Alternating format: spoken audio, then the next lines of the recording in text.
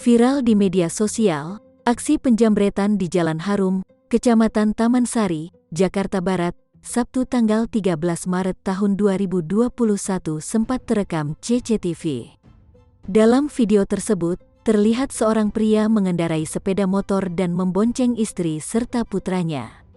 Istrinya yang duduk di belakang, tiba-tiba merampas tas milik seorang wanita paruh baya yang mengenakan kaos putih. Wanita yang menjadi korban itu lalu jatuh tersungkur dan tasnya telah dibawa kabur. Polisi pun masih menyelidiki kasus tersebut. Kami akan lakukan penyelidikan untuk cari tahu tersangka, semua ada CCTV, kata Kanit Reskrim Taman Sari, AKP Lalu Ali, saat dihubungi wartawan, Senin tanggal 22 Maret tahun 2021. Kami nanti telusuri dari mana mereka datang sehingga kami bantu identifikasi sambil cari informasi ke masyarakat apakah kenal pelaku atau kendaraan yang dipakai, lanjutnya.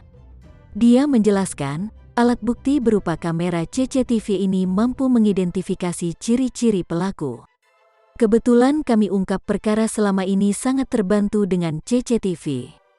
Kami rangkai dari beberapa titik sehingga kami bisa identifikasi pelaku dari mana asalnya, tutup lalu.